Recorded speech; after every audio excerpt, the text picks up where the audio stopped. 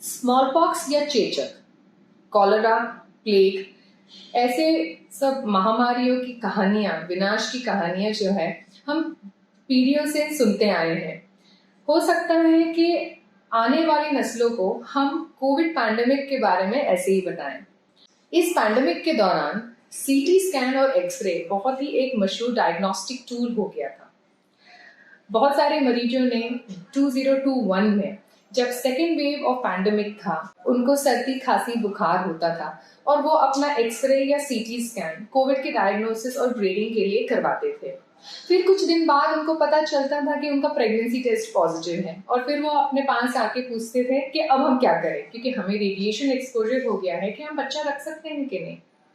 नमस्कार, मैं डॉक्टर शीतल दयाल। आज हम बात करेंगे X ray and CT scan in pregnancy. Normally सबको पता है कि हम एक्सरे या सीटी स्कैन प्रेगनेंसी में आइडियली कभी नहीं एडवाइस करते हैं। पहले के जमाने में एक्सरे और रेडिएशन होता था क्योंकि हमारे पास एमआरआई, अल्ट्रासाउंड जैसे डायग्नोस्टिक टूल्स नहीं होते थे। बट आज प्रेगनेंसी में हम एक्सरे और सीटी स्कैन बहुत ही कम कंडीशंस में इंडिकेट या एडवाइस करते हैं। तो जब पेशेंट्स आते हैं कि हमारा मैडम फ्रैक्चर हो गया था और हमने अपना पैरों का एक्सरे कराया, फिर कुछ दिन बाद पता चला कि प्रेगनेंसी टेस्ट पॉजिटिव है, या प्रेग्नेंट ही है लेकिन गिर गए, तो सीटी स्कैन एडवाइस है हेड के लिए। So then what? क्या आप लोग ये करा सकते हैं? और कराने के बाद क्या बच्चे को बहुत ज्यादा नुकसान हो चुका होगा? तो ये सब चीजें आज हम डिस्कस करते हैं। एंड टॉक के लास्ट में फिर आप निष्कर्ष निकालिए कि रियली अगर रेडिएशन एक्सपोजर होता है तो is it a very frightful thing, मतलब बहुत घबराने वाली बात है या नहीं है। तो सबसे पहले हम रेडिएशन की कॉन्सेप्ट को समझते हैं। रेडिएशन सिर्फ एक्सरे में नहीं होता है, गामा रेज में भी होता है, माइक्रोवेव्स में भी होता है, डायथर्मी में भी होता है, अल्ट्रासाउंड वेव्स भी एक रेडिएशन वेव होता है। इनमें से X ray radiation and gamma rays ionising radiation होता है। आयोनाइजिंग रेडिएशन का मतलब ये है कि जो हमारे बॉडी में जो जीन्स है, डीएनए है, डीएनए के बीच में केमिकल बॉन्ड्स रहता है।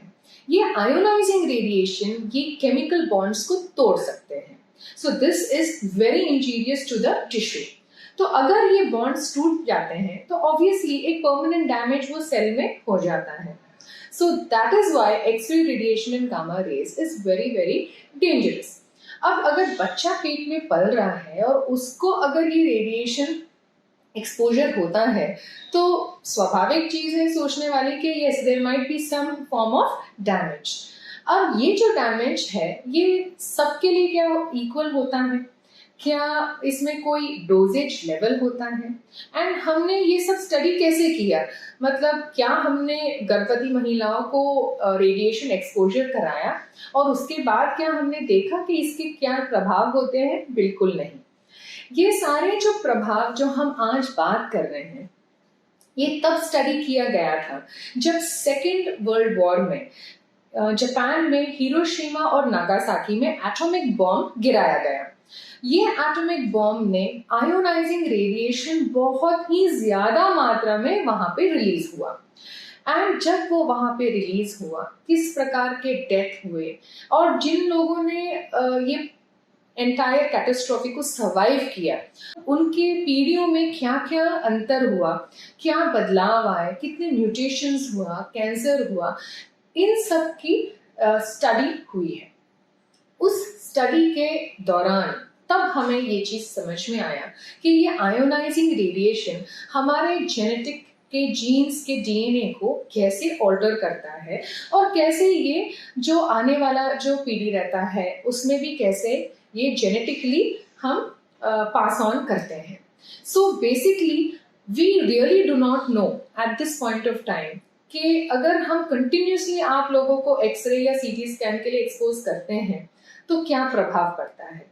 बट जो हम स्टडी आज बात करने वाले हैं वो उस स्टडी के आधार पे है जब वो बॉम्ब्स गिराए गए थे और फिर आगे के जनरेशन्स पे क्या असर हुआ। एंड वो वाला बॉम्ब का डोज और जो हम एक्सरे का डोज है उसमें जमीन आसमान का फर्क है।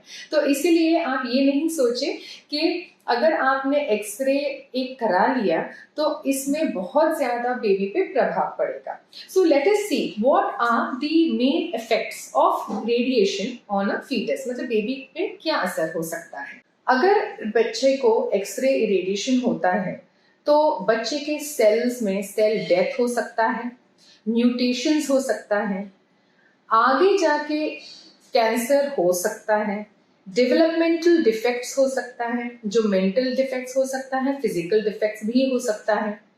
बहुत commonly microcephaly and mental retardation भी हमने ऑब्जर्व किया है।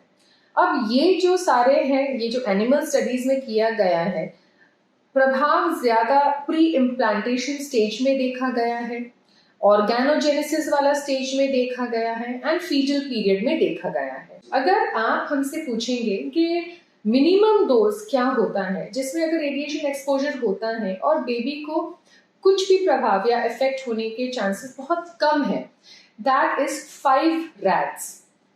एक्सरे रेडिएशन रैट्स और सेंटीग्रेड में हम मेजर करते हैं। तो अगर 5 रैट के कम का कोई भी एक्सपोजर होता है then you need not worry because baby पे इफेक्ट होने के चांसेस बहुत कम है। अगर 20 रैट्स के ऊपर कोई एक्सपोजर होता है तो फिर बेबी में कुछ कुछ माइल्ड डिफेक्ट्स होने के चांसेस रहता है या ग्रोथ रिस्ट्रिक्शन हो सकता है। लेकिन आजकल के सारे जो प्रोसीजर्स होते हैं उसमें बहुत कम रैट एक्सपोजर होता है। अगर आप ये चार्ट देखेंगे तो इसमें जो एक्सरे हम एडवाइस करते हैं उसमें 0.02 टू 0.07 मिली रैड का एक्सपोजर होता है, not even rad, it is milli rad. अब मैमोग्राम क्या होता है? मैमोग्राम ये होता है कि हम ब्रेस्ट की एग्जामिनेशन करते हैं। अगर गर्भवती महिला बताती हैं कि उसको स्तन में कोई गांठ है और हम एग्जामिन करते हैं और हमें लगता है ये गांठ सस्पिशियस है, तो फिर हम मैमोग्राम एडवाइस कर सकते हैं। और उसमें भी radiation is between 7 to 20 milli rad. Lumbar spine, जो रीढ़ की हड्डी लोअर पोर्शन में बैक लोग कंप्लेन करते हैं, उसमें एक्सपोजर 168 to 359 मिली रैड का होता है। अब अगर आप ये चार्ट देखते हैं तो आपको समझ में आएगा कि 5 रैड कहाँ है और इसमें जो एक्सपोजर है वो कितना कम है। हम जो रेडिएशन की आज बात कर रहे हैं, we are talking about diagnostic radiation. मैं उस रेडिएशन की बात नहीं कर रही हूँ जिनमें महिला प्रेग्नेंट है लेकिन वो कोई कैंसर से पीड़ित भी है एंड वो कैंसर का भी ट्रीटमेंट साथ साथ में ले रही है प्रेगनेंसी के साथ। हम उन मरीजों के बारे में बिल्कुल नहीं बात कर रहे हैं। हम डायग्नोस्टिक थेरेपी के बारे में बात कर रहे हैं कि आप प्रेग्नेंट हैं, आपको कोई एक्सीडेंट हो गया, आपको एक्सरे की जरूरत है, आपको फ्रैक्चर हो गया, आपको एक्सरे की जरूरत है, आपको कोविड ही हो गया और हमें एक्सरे या सीटी स्कैन कराना है, तो हम ऐसे पेशेंट्स के बारे में बात कर रहे हैं। तो for you it is very easy to understand now कि हमारे ये जो प्रोसीजर्स हैं अगर कभी आप कराते नहीं हैं तो आपका doses level is very less, and अगर ये डोजेज लेवल कभी आपको मिलता भी है radiation exposure, you don't have to worry, क्योंकि अपना एक्सपोजर लेवल जो होना चाहिए जिसमें बेबी पे कोई असर हो वो बहुत ही हाई है और ये प्रोसीजर्स में नहीं होता है। अब चलते हैं सीटी स्कैन पे। सीटी स्कैन एक ऐसा प्रोसीजर है जहां पे एक्सरे लिया जाता है at an angle of 360 degrees and slices लिया जाता है उस जगह का। प्रेगनेंसी में सीटी स्कैन बहुत ही कम एडवाइस किया जाता है and most often we advise it in the state of eclampsia, जहाँ पे मरीज को हाई बीपी है, अनकॉन्शियस है या एक्लैम्सिया हो गया है या कोई न्यूरोलॉजिकल डेफिसिट है। उन मरीजों में हम सीटी स्कैन जरूर एडवाइस करते हैं एंड वो सीटी स्कैन में हम डोज ऐसे एडजस्ट करते हैं ताकि बच्चे को कम से कम जाए एंड हम कॉन्ट्रास्ट भी नहीं देते हैं। सो मोर और लेस दीज प्रोसीजर्स अगर माँ की जान को बचाने के लिए इंडिकेटेड है तो आपको पीछे नहीं हटना चाहिए और आपको ये प्रोसीजर करवा लेना चाहिए because mother's life at that point of time is more important. So at the end of it all, just to sum it up, अगर आपका irradiation exposure less than 5 rads है, यू नीड नॉट वरी। अगर congenital defects होता है तो study बताता है कि रेडिएशन एक्सपोजर 20 रैड्स के ऊपर होता है तब ये प्रॉब्लम्स होती हैं।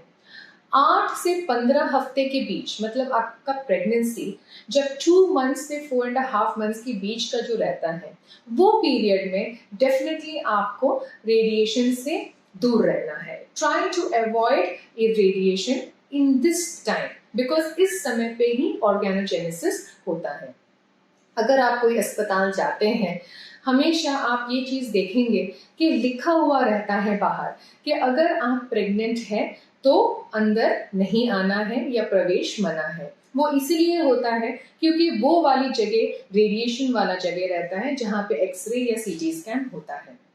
अगर इस विषय में अगर आपको कोई भी डाउट्स है, ज़रूर हमें कांटेक्ट करें। एंड अगर आपको कभी ऐसा लगता है कि आपका प्रेगनेंसी के दौरान आपको एक्सरे की ज़रूरत पड़ी है एंड आप हमेशा चिंतित रहते हैं कि बेबी पे इसका क्या असर होता है, please go and contact your gynaecologist and please go and have a proper discussion. Thank you.